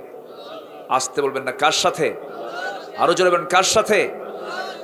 বিয়ে যদি করতে হয় বিয়ে করতে হবে। বিয়ের সম্পর্ক কি ক্যারিয়ারের সাথে না যৌবনের সাথে? যৌবনের সাথে। ক্যারিয়ারের সাথে বিয়ের কোনো সম্পর্ক নাই। নোংরামিতে পা দেওয়া যাবে না, হারাম কোনো কাজে যাওয়া যাবে না। আম্বিয়া কিরামদের জীবনগুলো ফলো করবে। সাইয়েদনা ইউসুফ আলাইহিস সালাতু ওয়াস সালাম কত বড় পরীক্ষার মধ্যে পড়েছেন, কিন্তু সেই পরীক্ষায় তিনি ফেল করেছেন না পাশ করেছেন? পাশ করেছেন। জেল খেটেছেন তিনি, মামলা খেয়েছেন তিনি, কিন্তু নারীর ছলনায় তিনি পড়েন না, ঈমানটাকে হেফাজত করেছেন। জিনার মামলা দিয়েছে তার বিরুদ্ধে, এত কিছু করা হলো, এরপরও তিনি কারোর সামনে মাথা নত করলেন না, অপকর্মের দিকে ধাবিত হলেন না। আল্লাহ তাআলা প্রত্যেক যুবকের মডেল বানিয়ে দিয়েছেন সাইয়েদনা ইউসুফ আলাইহিস সালাতু ওয়াস সালামকে। আমার ভাইয়েরা, বিশেষ করে যুবকদের কি বলবো, তোমার হাতে বাংলাদেশ গড়তে হবে। তোমাকে এক নম্বর বড় অস্ত্র হলো তোমাকে চরিত্রবান হতে হবে। পাপ কাজের দিকে যাওয়া যাবে না, নেশার দিকে যাওয়া যাবে না, গুনার দিকে যাওয়া যাবে না। তোমার জীবনের সবচেয়ে বড় ক্যারিয়ার হলো তোমার জীবনে গুনার অর্জনটা খুব কম থাকতে হবে, সওয়াবের অর্জনটা বেশি থাকতে হবে। নামাজ পড়তে হবে কয় ওয়াক্ত বলেন? আসতে বলবেন না, কয় ওয়াক্ত? 5 ওয়াক্ত নামাজ। কয় ওয়াক্ত নামাজ? একা না জামাতে? একা না জামাতে? বোঝে না না বুঝে, জেনে না না জেনে, সময় ন সময়ে 5 ওয়াক্ত নামাজ পড়তে রাজি আছেন কারা? একটু হাত তুলে দেখেন তো দেখি। জোরে বলি ইয়া আল্লাহ। আর জোরে বলি ইয়া আল্লাহ। আমাদেরকে 5 ওয়াক্ত সালাত আদায় করার তৌফিক তুমি আল্লাহ দিয়া দাও। জোরে বলি আমিন। আরো জোরে আমিন। আরো জোরে আমিন। নামাজ ঠিক হলে সব ঠিক হয়ে যাবে। আদর্শ গ্রামের বৈশিষ্ট্য হলো, অফ করে দেন, আওয়াজ হচ্ছে, আমার মনে অফ করে দিলে ভালো হয়। আদর্শ গ্রামের বৈশিষ্ট্য হলো সেই গ্রামের ফজরের মুসল্লি মসজিদে যাওয়া হবে, জোহরের মুসল্লি তার চাইতে বেশি হবে না কম হবে? জোহরের মুসল্লি কম হবে, ফজরের মুসল্লি বেশি হবে। কিন্তু আজকে কি মসজিদগুলোর চিত্র এমন আছে? এখন তো শুধু মসজিদ বাড়তেছে কিন্তু মুসল্লি নাই। আমি দেখতে চাই, এটা কি গ্রামের নাম? লাকেশ্বর। এই গ্রামের প্রতিটি যুবক নামাজ পড়বে, প্রতিটি বয়স্ক নামাজ পড়বে। এই লাকেশ্বর গ্রামকে আমি বেনামাজি মুক্ত গ্রাম দেখতে চাই। কেউ তো আসতে বললেন, সবাই একটু জোরে বলেন, আরো জোরে বলেন। এই মাহফিলের বদৌলতে এমন একটা টিম এখানে গড়ে উঠুক, তারা যেন একটা লিস্টের মধ্য দিয়া লাকেশ্বর এই এলাকার যারা যারা বেনামাজি তাদের মাঝে সুন্দর দাওয়াতি কার্যক্রম চালিয়ে এই গ্রামটাকে ঘোষণা করা হোক বেনামাজি মুক্ত গ্রাম। ঠিক আছে না? ঠিক আছে না? আমরা এমন টার্গেট নেব। জোরে বলি ইনশাআল্লাহ। আপনি যদি না করেন কে করবে? আপনাকে এগিয়ে আসতে হবে, আমাকে এগিয়ে আসতে হবে। আপনার ওই ভাইটা একদিন মামলা দেবে আপনার বিরুদ্ধে, সে আমাকে বলে নাই, সে আমাকে দাওয়াত দেয় নাই। এই কাজগুলো আমরা করব। জোরে বলি ইনশাআল্লাহ। যদি বলেন কোরআনকে কোরআন বলো, তো কার কথা সবচেয়ে উত্তম? আল্লাহ বলেছেন তার কথা সবচেয়ে উত্তম যে মানুষকে আল্লাহর পথে ডাকে। ওমান আহসানু কওলাম মিম্মান দাআ ইলাল্লাহ, আল্লাহর পথে ডাকে। তবে এর মাঝে চলতে গিয়ে পাপ কাজ হয়ে যেতে পারে। পাপ কাজ করা বান্দার যোগ্যতা, পাপ বান্দার জীবনে হতেও পারে।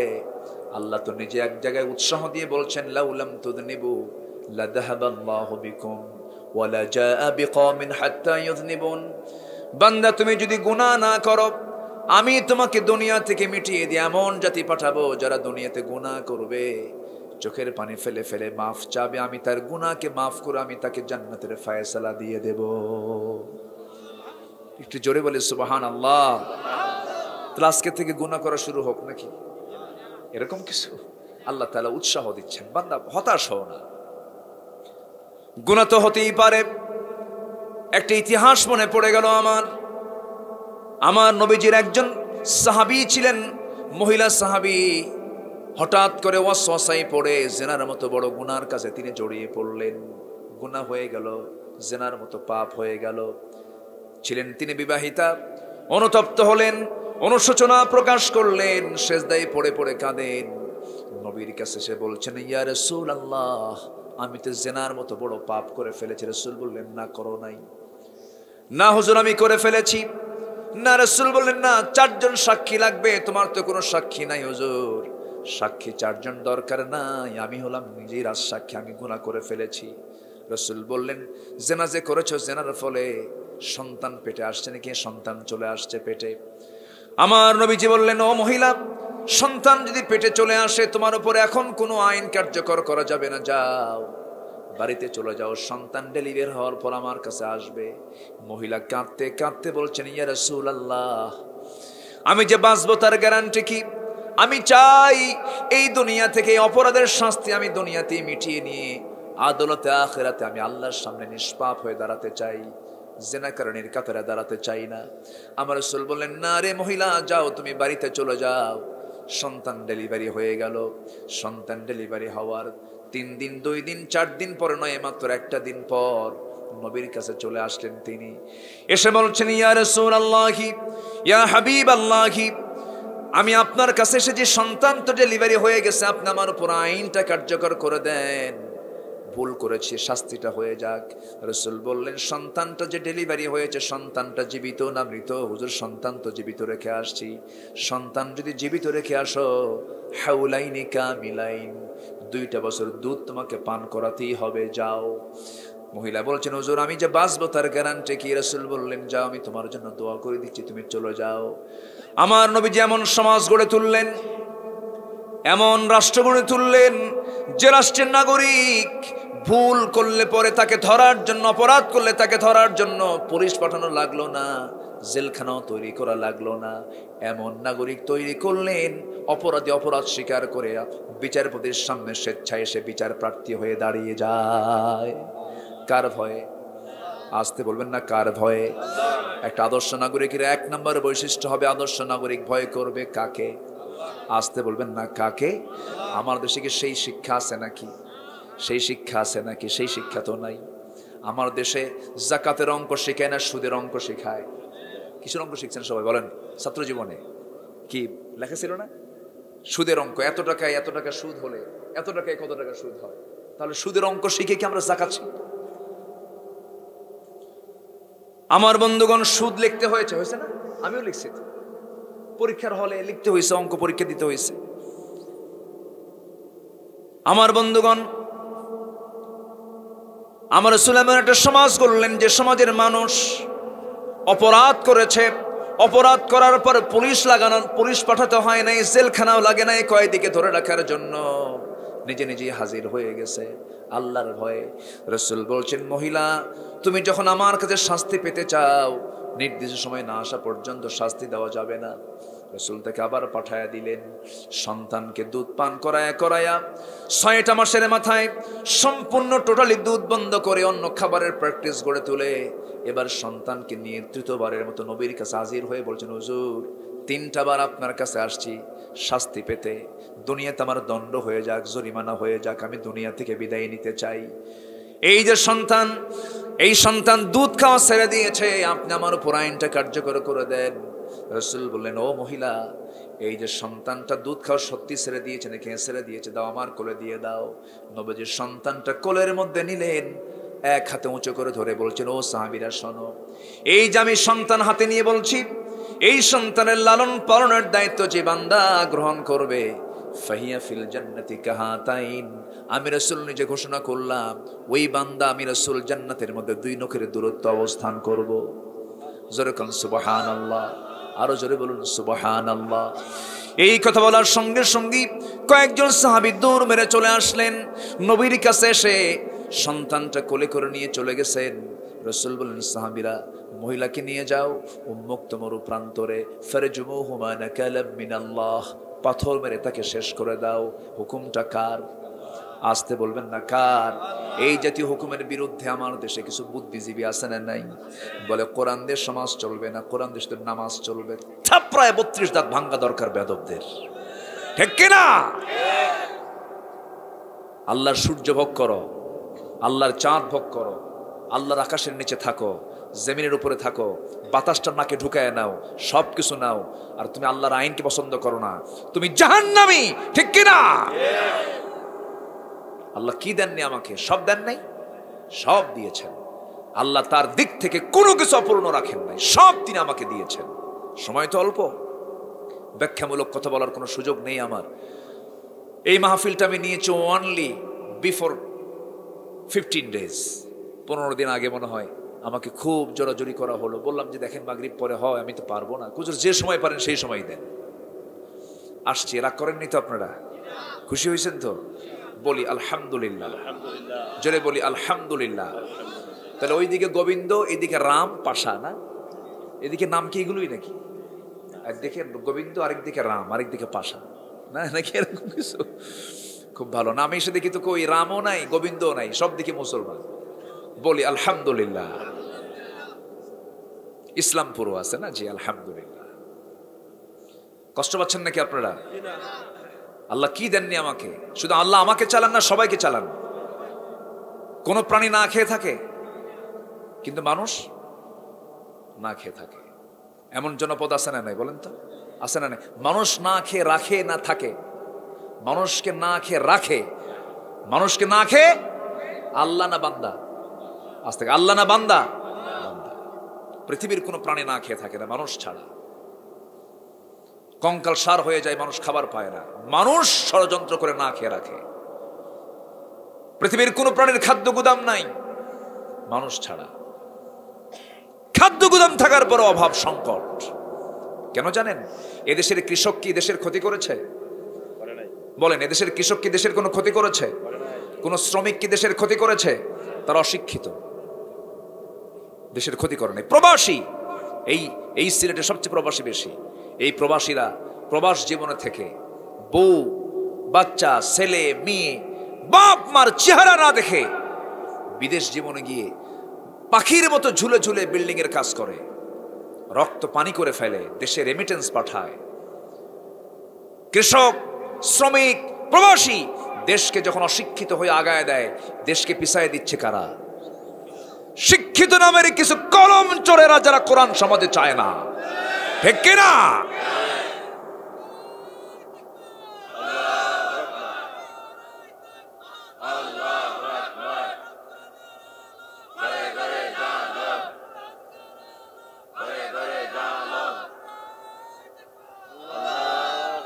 অতএব সব কিছু আমাদের দেখা শেষ। আগামীর দেশ হবে কোরআনের দেশ। আসতে কোন কেন? আগামীর দেশ হবে কিসের দেশ? কোরআনের দেশ। এই সিদ্ধান্ত আমরা নেব। জোরে বলি ইনশাআল্লাহ। আমাকে সাহায্য করার জন্য কে আছেন? কে আছেন? আমার আল্লাহ ছোট না, আমার আল্লাহ সবচেয়ে বড়। আল্লাহ আকাশ ছোট না বড়? না ছোট মনে হয় আকাশ? আল্লাহর আকাশ ছোট? আল্লাহর আকাশ যেমন বড়, আমার আল্লাহ বড়। আল্লাহু আকবার, সাব্বিহ ইসমা রাব্বিকাল আ'লা। তিনি জলজ প্রাণীর খাওয়ান, স্থলজ প্রাণী খাওয়ান, সব প্রাণীকে তিনি খাওয়ান, নিজ হাতে খাওয়ায় দেন। কালকে একটা জরিপে দেখলাম, তিমি মাছ আছে না, তিমি যেটা দরিয়ায় থাকে, সমুদ্রে থাকে, এই তিমির হাড়ের ওজন হলো 600 কেজি। হাড়ের ওজন কত? 600 কেজি তার হাড়ের ওজন, মানে ছোট মোটো একটা গাড়ি। 600 কেজি তার হাড়ের ওজন। প্রতি মিনিটে তার হার্ট বিট হয়, হৃদস্পন্দন হয় 8 থেকে 10 বার, আর যার আওয়াজ 3 থেকে 4 কিলোমিটার দূরে পর্যন্ত চলে যায়। প্রতিদিন ওই তিমি তার বাচ্চাকে দুধ পান করে 50 থেকে 60 মণ দুধ। এগুলো সমস্ত ম্যানেজমেন্ট কোন খাদ্যমন্ত্রী? আসতে কোন কেন? তিনি কে? বাবুই পাখি, আবার ছোট্ট পাখি, ওর বাসা কোথায়? বলেন বাসা কোথায়? একদম বাবুই গাছ। বাবুই পাখির বাসা হলো তাল গাছের আগায়। এত সুন্দর বাসা। ওর লাইফ স্টাইল তো আমার আপনার চেয়ে অনেক উন্নত। আপনি বিমানে চড়বেন, আপনাকে ওসমানী কি ওসমানী না, হ্যাঁ ওসমানী বিমানবন্দরে যেতে হবে, বোর্ডিং পাস নিতে হবে, কত ঝামেলা। পাইলট আসো, ক্রু আসো, সবকিছু আসো। বাবুই পাখির কি এগুলো কিছু লাগে নাকি? ওর বাসা থেকে বের হওয়ার ইচ্ছা হয়েছে, ছোট্ট মাথার ভিতরে মোটর দানার মতো ব্রেন, ওর মধ্যে আছে হলো বিমানের সিস্টেম। শুধু বিমানের সিস্টেমটা চালু করি, ওখান থেকে অ্যারাইভাল, ওখান থেকে ডিপার্চার হয়ে চলে গেল। কোন দিকে কোন খাবার আছে সব খায়া ভিআইপি স্টাইল আবার ঘরের মধ্যে ঢুকলো। কেউ তো সুবহানাল্লাহ বললেন না। সবকে চালান, সবকে চালান। আচ্ছা, পিঁপড়া খাওয়ান কে? আমার আপনার বাড়িতে মিষ্টি আছে না নাই এই খবর আমার আপনার জানা নাই, কিন্তু কার জানা আছে? বলেন কার জানা আছে? পিঁপড়ার ঘ্রাণ শক্তি আমার আপনার চেয়ে হাজার হাজার গুণ বেশি। সিলেট নগরে কোন জায়গায় মদের বোতল, কোন জায়গায় ইয়াবা ট্যাবলেট, মানুষ নাকে আগে পায় না কুত্তা আগে পায়? বলেন কে? না, কুকুর আগে পায়। কুকুরের নাকের মধ্যে ঘ্রাণ দিয়েছেন কে? মানুষের চাইতে 28,000 গুণ বেশি শক্তি হলো কুকুরের নাকের ঘ্রাণ। আল্লাহ তাআলা সব প্রাণীকে সব কিছু দিয়ে দিয়েছেন। যেরকম সুবহানাল্লাহ। সে আল্লাহর হুকুম সমাজে চালু হলে কল্যাণ হবে না অকল্যাণ হবে? খারাপ হবে না ভালো হবে? এই কথাগুলোই তো আমরা বলতে চাই। বলতে গেলে আমরা দোষী হয়ে যাই। হুজুর ওয়াজ করবেন আকাশের আর কবরের, দুনিয়াটা আমরা দেখে নেব। দেখছেন কত বড় ফাইজিল আছে না নাই বলেন? আমার বন্ধুগণ, কথা বলছিলাম আমি ওই মহিলার ব্যাপারে কথা বলছিলাম। অনেকে হয়তো মনে করছেন হুজুর পয়েন্টটা হেরে ফেললেন, একটু বলে ফেলেন। আমার নবীজি বললেন, ও সাহাবীরা নিয়ে যাও, মরু প্রান্তরে বুক পর্যন্ত পুঁতে রেখে পাথর মেরে শেষ করে দাও। বিধানটা কার? আল্লাহ তাআলার। পাথর মারা হলো। সাইয়েদনা আলী তাকে পাথর মারছিলেন, কয়েক ফোঁটা রক্ত এসে তার হাতে ছিটকে পড়লো। তিনি এসে রাসূলকে বলছেন, ইয়া রাসূলুল্লাহি, আমরা যখন পাথর মারছিলাম আয়াতের বাস্তবায়ন করছিলাম, সেই সময় ওই মহিলার কিছু রক্ত, নাপাক রক্ত আমার গায়ে ছিটকে এসে লাগলো। রাসূল বলছেন, ও আলী, তুমি কোন মহিলার রক্তকে নাপাক রক্ত বলছো? তুমি কি জানো ওই মহিলার রক্ত জমিনে স্পর্শ হওয়ার পূর্বেই সে জান্নাতের মেহমান হয়ে গেছে? যেরকম সুবহানাল্লাহ। পাপীকে কখনো ঘৃণা করা যাবে? পাপী হলো সে কার বান্দা? পাপী হলো সে কার বান্দি? আল্লাহর বান্দি। আল্লাহ যদি মাফ করেন আপনি কিছু করতে পারবেন নাকি? কাউকে কখনো ঘৃণা করা যাবে না। সবার কাছে দ্বীনের দাওয়াত পৌঁছে দিতে হবে। বুখারীর বর্ণনা, কোন এক চরিত্রহীনা নারী সারা জীবন তেমন কিছু করে নাই, শুধু একদিন তৃষ্ণার্ত কুকুরকে সে তার যত্ন সহকারে পানি পান করিয়ে দিয়েছে। চোখের পানি ফেলে ফেলে কেঁদে বলেছে, আল্লাহ তোমার প্রাণীর খেদমতটা আমি করলাম, আল্লাহ তাকে জান্নাত দিয়ে দিয়েছেন। এখান থেকে একটা বিষয় বোঝা যায়, যে ব্যক্তির মধ্যে মানব সেবার কাজটা আছে সে ব্যক্তি জাহান্নামে যাবে না। যে ব্যক্তির মধ্যে মানুষের উপকারের চিন্তা থাকে সে ব্যক্তি জাহান্নামে যাবে না। সৃষ্টির প্রতি দয়া যার, সে ব্যক্তি জাহান্নামে যাবে না। আল্লাহু আকবার বলেন। আল্লাহ তো মানুষকে কিছু ওসিলা দিয়ে জান্নাত দিবেন, তাই না? আমার নবীজি বললেন, মহিলা জানাজার আয়োজন করতে হবে মহিলার। আলী যা বলেছো বলেছো, আর বলতে যাও না। জানাজার আয়োজন করো। ওই মহিলার জানাজার দায়িত্ব আমি কাউকে দেব না, আমি রাসূল নিজে তার জানাজার দায়িত্ব গ্রহণ করলাম। নবীজি নিজে দায়িত্ব গ্রহণ করলেন। জানাজার ময়দানে হাজির হলেন। রাসূল নিজে জানাজা পড়ায় দিলেন। কাদা কাদা কনসামা নবীজি জানাজার শেষ প্রান্তে এসে, শেষান্তে এসে বলছেন, ও সাহাবীরা শোনো, ও আমার সাহাবীরা, এই মহিলা জীবনের শেষ সময় পর্যন্ত যে পরিমাণ তওবা করেছে, যে পরিমাণ চোখের পানি ফেলে ফেলে কেঁদেছে, পাপের জন্য অনুতপ্ত হয়েছে, অনুশোচনা প্রকাশ করেছে, যে পরিমাণ আল্লাহর কাছে সেজদায় পড়ে পড়ে ডুকরে ডুকরে কেঁদেছে, এই মহিলার তওবা যদি এই মদিনার 70 জন গুনাহগারদের মাঝে যদি বন্টন করে দেওয়া হতো, আল্লাহ প্রত্যেককে মাফ করে প্রত্যেককে জান্নাত দিয়ে দিতেন। আমার ভাইয়েরা, সেই জন্য এই দুনিয়াতে এখনো সুযোগ আছে, আমরা লাইনে চলে আসবো। জোরে বলি ইনশাআল্লাহ। কার লাইনে বলেন? ইহদিনাস সিরাতাল মুস্তাকিম। অন্য কোনো পথে আমরা যাব না, অন্য কোনো মতে আমরা যাব না, অন্য কারো ফাঁদে আমরা পা দেব না। সব কিছু দেখেছি আমরা, সব কিছু দেখে শেষ করে ফেলেছি, আর কিছুই বাদ নাই। আমার বন্ধুগণ, যারা দিন প্রতিষ্ঠার জন্য রক্ত দিয়েছেন, সেই রক্তের বদলা, সেই রক্তের বিনিময়ে আমরা এই জমিন আল্লাহর দিন কায়েম করতে রাজি আছি তো সবাই? সবাইকে রাজি আছেন ইনশাআল্লাহ? রাজি আছেন কারা কারা? হাত উঁচু করে দেখান মুসলমান।